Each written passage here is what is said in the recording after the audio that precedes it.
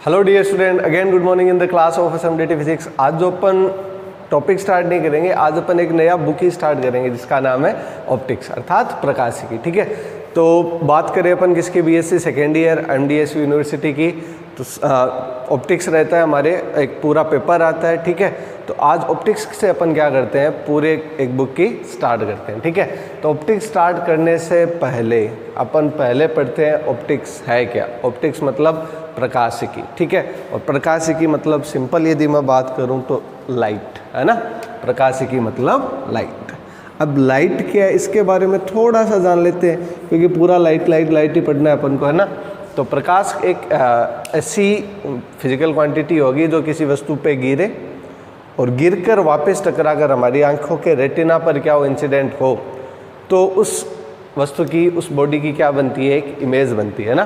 For example यदि मैं बात करूं इस बोर्ड की, ठीक है, तो ये बोर्ड कब दिखाई देता है, जब बल्ब से लाइट आई, बोर्ड पे टकराई और टकरा कर हमारी आंखों की रेटिना पर क्या हो, इंसिडेंट हो। ये कुछ ऐसा होता है, एक एग्जांपल से समझ रहे हैं अपन। जैसे मान लीजिए कि यहाँ पे कोई ऑब्जेक्ट रखा है ना, उस ऑब्जेक्ट पे कोई लाइट गिर रही है। ठीक है, गिर के मान लीजिए कि वो टकरा कर इस ऑब्जेक्ट से वापस हमारी आंखों की रेटिना पर बने। ये आपकी क्या होगी, ये आपकी क्या होगी, कोई आंख होगी। देखो मेरे को आंख ऐसे बनाना आता है ना, तो इस तरफ लाइट गिरवानी पड़ेगी ना, मेरे को वैसे आंख बनाना नहीं आता।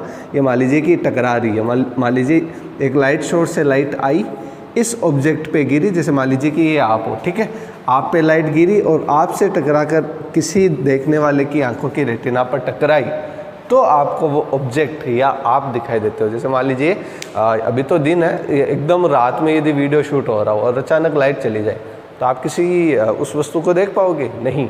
क्यों? क्योंकि पहले से क्या था कि आप वस्तु को देख पा रहे थे, और अब ऐसा क्या हो गया कि आप वस्तु को देख नहीं पा रहे। सोचो तो किसका डिफरेंस है, बस लाइट का ही तो डिफरेंस है ना। तो प्रकाशिकी मतलब एक ऐसा माध्यम जिसके द्वारा हम किसी वस्तु को देखना संभव कर पाते, वरना नहीं कर पाते ना। जैसे मान लीजिए कि रात के 12 बज रहे और आपको बोल दे बुक्स पढ़ो, लाइट ही नहीं है, तो कैसे पढ़ोगे? क्यों? क्योंकि वहाँ पे कोई लाइट आएगी नहीं, तो बुक पे टकराएगी नहीं, टकरा के आपकी आंखों की रेटिना पे इमेज बनेगा ही नहीं, तो आपको कैसे पता चलेगा। तो ये कुछ ऑप्टिक्स के बारे में थोड़ा सा बेसिक क्या थी, जानकारी थी। अब अपन वापस आ जाए हमारे सिलेबस के अकॉर्डिंग ऑप्टिक्स, अपन को हमें ऑप्टिक्स कैसे पढ़ना है। तो सिलेबस के अकॉर्डिंग केवल एक टॉपिक ही लिखाऊंगा ना। इस बार अपन क्या करेंगे कि हर टॉपिक को स्टार्ट करने से पहले उसको सिलेबस से रिलेट करेंगे। तो सिलेबस में सबसे पहला हमारा टॉपिक दे रखा है फर्मेट्स प्रिंसिपल, अर्थात फर्मा का नियम, फर्मेट्स प्रिंसिपल। ठीक है, अब ये प्रिंसिपल भी दो प्रकार से पढ़ना है अपन को, रिफ्रैक्शन के लिए पढ़ना है और रिफ्रैक्शन के लिए पढ़ना है। हिंदी में कहूँ तो अपवर्तन के लिए पढ़ना है और परावर्तन के लिए पढ़ना है। ठीक है, तो अपवर्तन परावर्तन को पढ़ने से पहले वापस थोड़ा सा ऑप्टिक्स का क्या ले लेते हैं, बेसिक नॉलेज ले लेते हैं। Optics have two types. First क्या होती है, ज्योमेट्रिकल, और second one is physical. Geometrical optics में क्या क्या आ जाएगा, ज्योमेट्रिकल ऑप्टिक्स में आ जाएगा कि ज्योमेट्री कैसे, देखो आपको रटना नहीं है, समझा रहा हूँ कि भाई ज्योमेट्रिकल ऑप्टिक्स का मतलब यहाँ पे ये हो गया। जैसे मान लीजिए कि लेंस से लाइट टकराई, आपकी आंखों की मतलब रोशनी कम है या ज़्यादा है, तो आपको एक लेंस दे देगा, और लेंस से क्या कर देगा, आपको रोशनी तो नहीं बढ़ाएगा पर उसको मतलब इमेज फॉर्म कर देगा, है ना।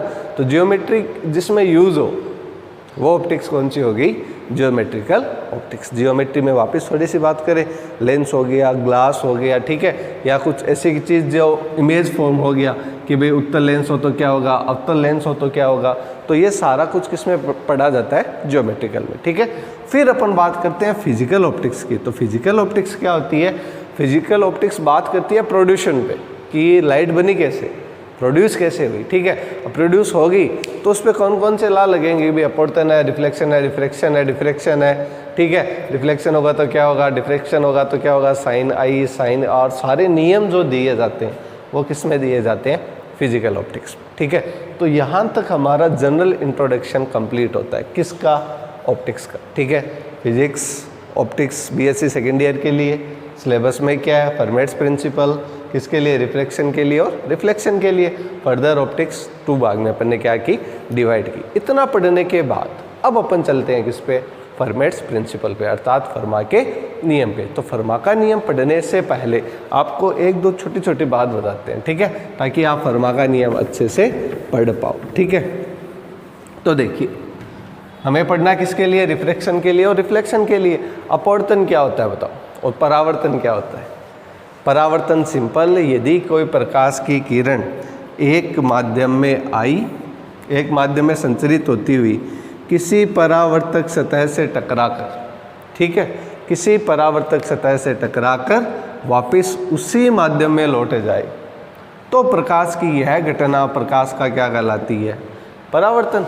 जहाँ पे मैंने सही नहीं बनाए हैं, ये क्या होता है, नॉर्मल, अभिलंब। ये क्या हो जाएगा, जहाँ पे आपतित, परावर्तित, अभिलंब तीनों एक ही तल पे मिल रहे हो, तो क्या हो जाएगा, आपतन का तल हो जाएगा। ठीक है, फिर आई और आर इनके साथ बनते हैं, नहीं, कभी नहीं बनते। आई और साथ किसके साथ बनेंगे, नॉर्मल के साथ। ये होगा आई और ये होगा हमारा आर। तो ये तो सिंपल नॉलेज थी किसके बारे में, परावर्तन के बारे में। ठीक है, अब परावर्तन को पढ़ने के बाद अब अपन छोटा सा पढ़ लेते हैं अपवर्तन के बारे में। तो अपवर्तन क्या होता है, जब कोई प्रकाश की किरण एक माध्यम से चलती हुई किसी परावर्तक या अपवर्तक सतह से टकराकर किसी दूसरे माध्यम में चली जाए और जाते टाइम अपने मूल मार्ग से क्या हो जाए, विचलित। तो ये तो क्या बना लूँ मैं, एक सरफेस, जिसे अपवर्तक सतह बोल दिया। ठीक है, प्रकाश की किरण आई, ठीक है भाई, आ रही है। आपतित किरण, यहाँ पे अपन क्या बना देते हैं, वापस एक अपन नॉर्मल ड्रॉ कर देते हैं। तो ये क्या बन गया, नॉर्मल बन गया। तो नॉर्मल के साथ जो एंगल बनता है वो क्या होता है, इंसिडेंट एंगल। ये क्या बन गया, आई। अब देखिए यहाँ पे यदि एयर है, एक माध्यम है हवा, और नीचे क्या है, पानी, एग्जाम्पल के लिए। ठीक है, ये क्या हो गया, वाटर। हो गया कि नहीं हो गया। ठीक है, अब हवा से वाटर में क्या दोनों एक ही चीज़ है, नहीं है। तो इसका अपवर्तनांक μ1 और इसका अपवर्तनांक μ2। तो होगा क्या, यहाँ से ये क्या होगी, रिफ्लेक्ट होगी, अर्थात अपवर्तित होगी, है ना। अपवर्तित होगी तो अपने मूल मार्ग से क्या हो जाएगी, विचलित हो जाएगी। विचलित इन सेंस अब ये मार्ग फॉलो नहीं करके, मूल मार्ग इसका क्या था, सीधे सीधे चले जाना ऐसे। अब सीधे सीधे नहीं जाकर क्या हो जाएगी, विचलित हो जाएगी। तो यहाँ पे जो एंगल बनेगा क्या होगा, आर बनेगा। ठीक है, और हमने पढ़ा था sine i upon sine r बराबर होता है म्यू, स्नेल का नियम था। आगे ये छोटी छोटी बेसिक नॉलेज कर रहे हैं ना आज अपन। ट्रिक स्टार्ट करें ना, sine i upon sine r, ये क्या हो जाएगा, म्यू हो जाएगा। ठीक है, तो ये था कुछ थोड़ा सा बेसिक नॉलेज किसका, ऑप्टिक्स का। अब अपन स्टार्ट करते हैं किसका, जो हमारे सिलेबस के अकॉर्डिंग है, किसका, फर्मा का नियम। आइए स्टार्ट करते हैं। तो फर्मा का नियम क्या कहता है, कुछ नहीं कहता, वो सिंपल सी बात कहता है कि पहले फर्मा जी आई और फर्मा जी ने बोला, क्या बोला, कि प्रकाश उस पथ का चयन फॉलो मतलब प्रकाश उस पथ का चयन करता है जिसमें उसको समय क्या लगता हो, न्यूनतम। मतलब मान लीजिए कि प्रकाश को बोला जाए कि आपको यहाँ से वहाँ जाना है, तो प्रकाश सोचेगा, क्या सोचेगा, प्रकाश ये सोचेगा कि अपन कौन सा पथ यूज़ करें। तो प्रकाश दिमाग लगाएगा। दिमाग कैसे लगाएगा, कि वह उस पथ को चूज़ करेगा जिसमें उसको समय क्या लगता हो, मिनिमम लगता हो, न्यूनतम लगता हो। दैट मीन्स कि यदि प्रकाश को मान लीजिए लाडनू से सुजानगढ़ जाना है, एग्जाम्पल बता रहा हूँ, लाडनू से सुजानगढ़ जाना है, तो उसके पास 2-3 रास्ते हैं, ऐसे बहुत सारे। ठीक है, तो प्रकाश सोचता है कि कौन सा पथ चूज़ करे, तो प्रकाश उस पथ का चूज़ करता है जिसमें उसको समय क्या लगता हो, न्यूनतम लगता हो। तो ये फर्मा का नियम था, फर्मा ने दिया। पहले बोल तो दिया फर्मा जी ने कि भाई प्रकाश उस पथ का चयन करता है जिसमें लगा समय क्या हो, न्यूनतम हो। फिर कुछ अपवाद है, अपवाद मतलब कुछ और प्रयोग किए गए। तो फिर उन प्रयोगों में देखा कि नहीं, ऐसा नहीं करता प्रकाश। प्रकाश क्या करता है कि उस पथ का चयन करता है जिसमें लगा समय क्या हो, न्यूनतम, फास्ट। फिर कई ऐसी घटनाएं देखी जिसमें प्रकाश में लगने वाला समय क्या होता था, अधिकतम होता था। अब कभी वो एकदम कम समय ले रहा है, कभी एकदम ज़्यादा समय लग रहा है, अर्थात वो समय ले कौन सा रहा है, एक्सट्रीम, अर्थात चरम मान, समय का चरम मान ले रहा है। तो फिर यह व्यापक रूपों में दिया गया किसका, फर्मा का नियम। अब जो व्यापक नियम है वो ये, यदि एक बार देख देता हूँ, आपको दिखाई दे रहा है ना कि भाई व्यापक नियम क्या है। फर्मा का व्यापक नियम ये है कि प्रकाश एक बिंदु से दूसरे बिंदु तक संचरित होने में उस पथ का चयन करता है जिसमें लगा समय न्यूनतम हो, अधिकतम हो, या क्या हो, चरम मान हो। चरम मतलब एक्सट्रीम वैल्यू। तो अब कोई भी चीज़ का न्यूनतम अधिकतम कैसे निकालते हैं, मैथ में जाए थोड़ा सा तो हमें पता चलता है कि न्यूनतम अधिकतम ये सब होता है किससे, मैक्सिमा और मिनिमा से। ठीक है, तो मैं यहाँ से एक एग्जांपल कंसिडर करूँ कि मान लीजिए प्रकाश को इधर से इधर जाना है, तो उसके पास 2 पथ है, A, D, C। ABC, ठीक है। तो कौन सा पथ यूज़ करें, तो इसको तो मैं बोल देता हूँ पाथ 1 और ये हो जाएगा पाथ 2। तो मान लेते हैं कि भाई कोई सा भी अल्पांश मान लीजिए इधर जाए, तो उसके लिए मैं एक DS अल्पांश क्या कर लेते हैं, कंसिडर कर लेते हैं। तो समय निकालना है, दूरी बट्टे क्या होता है, 4। सही बात है, समय बराबर दूरी बट्टे 4, वापिस डिस्टेंस अपॉन टाइम, ठीक है। यहाँ पे डिस्टेंस के लिए मैं एक अल्पांश कंसिडर कर रहा हूँ DS, वो यहाँ पर भी हो सकता है, यहीं पर कहीं पर भी हो सकता है, उसका हमें पता नहीं है, एक्सप्लेन कर रहे हैं बस, है ना। तो होगा क्या, दूरी समय बराबर दूरी बट्टे चाल। अब चाल कैसे निकालें, तो अपन जानते हैं कि अपवर्तनांक अभी पढ़ा था, निर्वात में वेग बट्टे माध्यम में वेग। तो वेग कितना आ जाएगा, वेग आ जाएगा c/μ। तो यहाँ पे जब वैल्यू रखेंगे तो c नीचे आ जाएगा और μ ऊपर चला जाएगा, ऐसे ही तो होगा ना। तो इसका मतलब क्या होगा, टाइम मिल गया। अब टाइम का भी आपको मिनिमा और मैक्सिमा निकालना है, तो क्या करना पड़ेगा, डिफ्रेंशिएट करना पड़ेगा। डिफ्रेंशिएट कर दो और 0 के बराबर लिख दो। दैट मीन्स ये वैल्यू क्या आनी चाहिए, कांस्टेंट आनी चाहिए। क्या आनी चाहिए, कांस्टेंट आनी चाहिए, तब जाके फर्मा का नियम क्या हो जाएगा, सही हो जाएगा। तो फिर कुछ स्टडी की गई, उसमें पता चला कि प्रकाश हमेशा सरल रेखा में गति करता है, अर्थात ऋजु रेखे क्या करता है, संचरण करता है। सरल रेखा मतलब यदि प्रकाश के पास 2 ऑप्शन है जाने के लिए, मान लीजिए एक ऐसा ऑप्शन है A से B उसको जाना है, तो उसके पास 2 ऑप्शन है ना, तो प्रकाश कौन सा पथ फॉलो करेगा, ये वाला, मतलब सीधा सरल रेखा वाला। अब इसको को ही फॉलो करेगा, इस पथ को ही फॉलो करेगा। इसका क्या प्रूफ है, तो इसका प्रूफ अपन क्या करेंगे, एक डेरिवेशन से पढ़ेंगे कि हाँ प्रकाश क्या करता है, सरल रेखा में ही गति करता है। ये यदि अपन प्रूफ कर देंगे तो ये कांस्टेंट आ जाएगा, कांस्टेंट आ जाएगा तो फर्मा का नियम क्या हो जाएगा, प्रूफ हो जाएगा। तो अभी अपन केवल फर्मा के नियम में पढ़ रहे हैं, फिर थोड़ी देर बाद पढ़ेंगे फर्मा के नियम के लिए रिफ्लेक्शन और रिफ्रैक्शन, ठीक है। तो अपन पहले क्या पढ़ेंगे, पहले अपन ये पढ़ेंगे कि हाँ प्रकाश क्या करता है, सरल रेखा में गति करता है। देखिए स्टूडेंट, अब अपन क्या कर लेते हैं, प्रूफ कर लेते हैं कि प्रकाश सीधी रेखा में जाता है, अर्थात तो प्रकाश उस पथ को फॉलो करता है जिसमें उसको क्या लगे, टाइम कम लगे। तो इसके लिए देखिए एक एग्जाम्पल से समझाऊंगा मैं आपको, ठीक है। ये मैंने पूरा डेरिवेशन करके रख लिया है ताकि आप बोर भी ना हो, आपको टाइम भी ना लगे। सिंपल है, करंट स्क्वायर बराबर लंबी स्क्वायर प्लस आधार स्क्वायर लगा सकते हो ना, है ना। तो ये बस ये लगाया हुआ है, कोई इसमें कोई बड़ी फिजिक्स नहीं लगाई हुई, फिजिक्स भी नहीं, मैथ की सिंपल टर्म सोल्व की हुई है, ठीक है। बट हाँ फिजिक्स क्या है इसको समझते हैं अपन। जैसे मान लीजिए कि प्रकाश को जाना था A से B, तो प्रकाश मतलब एक गोला है, ठीक है। यहाँ पे लाइट सोर्स रखे हुए हैं, एग्जाम्पल के लिए समझिए ना। तो प्रकाश के पास ऑप्शन था कि प्रकाश जाए P से O, O से Q। समझ में आया, देखो P से O वाली रेड से बनाई है मैंने, समझना। प्रकाश के लिए शॉर्टेस्ट डिस्टेंस ये कि ऐसे जाए ऐसे चला जाए, बट हमने उल्टा मान लिया।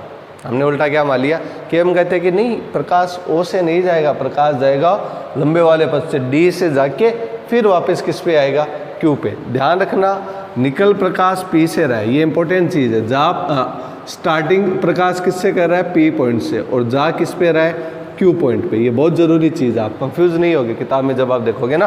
तो देखिए P से जा रहा है, यहाँ पर भी Q पे आ रहा है, और लंबा पाथ फॉलो कर रहा है, फिर भी वो किस पे आ रहा है, Q पे आ रहा है। तो P से Q तक प्रकाश को क्या करना है, जाना है।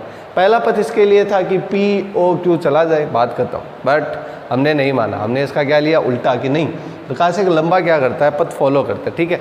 अब यहाँ पे मैं कह दूँ कि परावर्तन हो रहा है, ठीक है।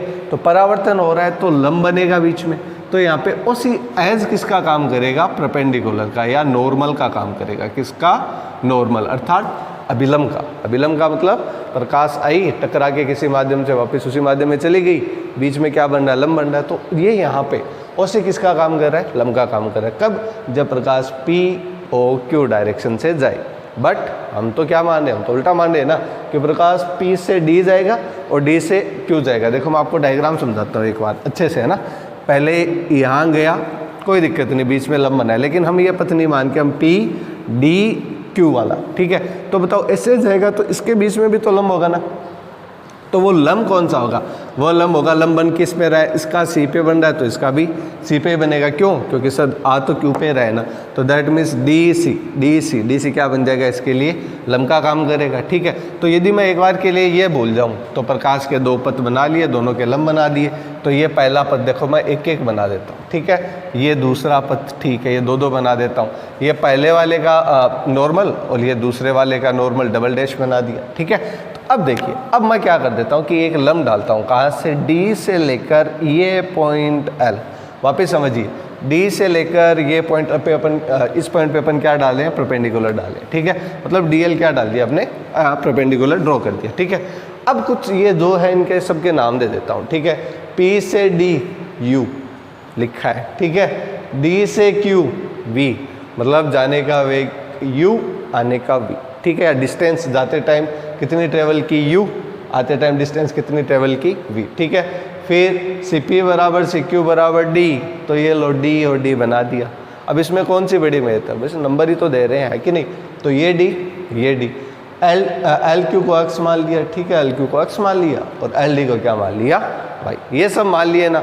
तो लगाओ रे भाई, सबसे पहले समकोण त्रिभुज को ऐसा भी उठाओ और उसमें पाइथागोरस प्रमेय लगा दीजिए। तो सबसे पहले उठा रहे हैं आर स्क्वायर, आर कौन सा हो गया, ये हो गया आर, ये हो गया ये वाला, यहाँ से यहाँ तक ये वाला आर। तो यहाँ पर ये डी जो एल बन रहा है ये क्या हो जाएगा 90, ये कितना हो जाएगा 90, ठीक है। तो 90 हो जाएगा, तो करेंट स्क्वायर बराबर लंब स्क्वायर, करेंट स्क्वायर बराबर लंब स्क्वायर प्लस दिक्कत आएगी आधार में, तो आधार कितना होगा, आधार कितना होगा, आधार यदि मैं कौन सा त्रिभुज लूँ, ये वाला भाई, आर इसमें ही तो है ना, डी सी एल है ना, तो इसमें आधार कितना हो जाएगा x plus D, x plus D, बस। अब यदि मैं ये बड़ा वाला ये वाला ले लूँ यू वाला, तो यू में क्या आ रहा है पी डी एल, तो करेंट स्क्वायर मतलब यू स्क्वायर बराबर, ठीक है, दिस लंब स्क्वायर वाई स्क्वायर आ रहा है कहीं, देखो आ रहा है, पर आधार गड़बड़ करेगा, गड़बड़ तो नहीं करेगा पर मतलब सोचना पड़ेगा क्या होगा। तो आधार कितना बड़ा, सर ये इतना बड़ा आधार है ना, तो डी और डी कितना हो जाएगा 2d, और ये कितना हो जाएगा x, तो 2d प्लस एक्स का होल स्क्वायर। फर्दर सर एक वी स्क्वायर भी निकाला हुआ है, कैसे निकाला है, सिंपल है, वी कहाँ पे बन रहा है, देखो ये छोटा सा ये वी यहाँ पे बन रहा है, यहाँ पर वी बन रहा है, तो करेंट स्क्वायर वी स्क्वायर, लंब कितना हो जाएगा y और आधार कितना हो जाएगा x। तो बस सिंपल आ गया, कितना वी स्क्वायर बराबर x square plus y square. तो हमने 1 2 3 तीनों इक्वेशन बना लिए। अब अपन को बस जो बोल रहा है वो कर दो, u और v को जोड़ दो, हाँ u और v को जोड़ दीजिए, u और v में एक टर्म आएगी y, कौन सी y। अब ये कैसे निकालें, तो यहाँ पे देखो y स्क्वायर आ रहा है ना, तो y स्क्वायर से वैल्यू निकाल लो और ये वैल्यू पुट कर दोगे तो आपके पास क्या बन जाएगा, v square plus u square plus 2 into this one, 2 into this one. अब ध्यान से समझते, देखो यहाँ से समझने लायक है। अब ये पाइथागोरस प्रमेय लगा के सोल्व करना, वीडियो लंबा हो जाएगा और आप बोर भी हो जाएंगे। फिर भी क्या कि आप सेकेंड ईयर के स्टूडेंट हो तो आप इतना तो जानते ही हो ना, आप सारे इंटेलिजेंट हो तो इतनी तो बेसिक ही है ना। तो जहाँ पे ज़रूरत है, यहाँ पे ज़रूरत है समझने की, क्या कि देखो u और v बराबर आ रहा है r और d के टर्म में। r क्या है, त्रिज्या, r क्या है, त्रिज्या कभी नहीं बदलेगी, और ये d ये वैसे भी फिक्स है, ये नहीं बदलेगा। तो मतलब ये r और d नहीं बदल रहे, तो r और d क्या हो गए, कांस्टेंट, r और d क्या हो गए, कांस्टेंट। ये समझने लायक चीज़ है, इस पे बात करेंगे अपन। r और d यदि कांस्टेंट है तो ये वाली टर्म क्या होगी, फिर ये भी कांस्टेंट होगी ना, समझ रहे हो। That means nothing, u square plus v square क्या आ गया, कांस्टेंट, क्या आ गया, कांस्टेंट आ गया ना। अपन जानते हैं क्या कि u प्लस v, ठीक है, इसमें अपन ऐसे लिख सकते हैं u प्लस v का होल स्क्वायर और प्लस u माइनस v का होल स्क्वायर। ये किसके बराबर आएगा, ये बराबर आएगा 2u square plus v square. अब ये कैसे आता है, तो सोल्व कर लो, a प्लस b का होल स्क्वायर सोल्व कर लो, ये भी सोल्व कर लो, आप वैल्यू निकालोगे तो इसके बराबर ही आएगी। तो इसमें कोई कंफ्यूजन नहीं है। अब एक बात बताओ, ये चीज़ क्या है, ये चीज़ है सर कांस्टेंट, है ना। That means nothing but u plus v का whole square plus u minus v का होल स्क्वायर बराबर 2k। कैसे यहाँ पे क्या है, u square plus v square constant है, ये वैल्यू आ गई किसकी, k की, ठीक है। अब क्या होगा, अब कुछ नहीं, बस सर यहाँ से u प्लस v की वैल्यू निकालो, तो u प्लस v की वैल्यू कितनी हो जाएगी 2k। देखो student, minus u minus v का होल स्क्वायर हटाओगे क्या लग जाएगा, रूट लग जाएगा। तो u प्लस वी, सोचो क्या है, वापस सोचो, u प्लस वी प्रकाश का पथ इधर से यहाँ जाने का और इधर से इधर आने का, मतलब आपतित और परावर्तित दोनों का योग, तो प्रकाशिक पथ हो गया ना। प्रकाशिक पथ का मान मैक्सिमम कब होता है, फर्मा का नियम क्या कहता है कि प्रकाश उस पथ का फॉलो करता है, उस पथ को फॉलो करता है जिसमें लगा समय न्यूनतम हो। समय न्यूनतम हो इसका मतलब दूरी ज़्यादा होनी चाहिए या कम होनी चाहिए? सोचो, दूरी कम होनी चाहिए। दूरी कम होनी चाहिए इसका मतलब इसका मान क्या आना चाहिए? u प्लस वी का मान कम आना चाहिए ना। दैट मीन्स कि ये मैक्सिमम मान आना चाहिए ना।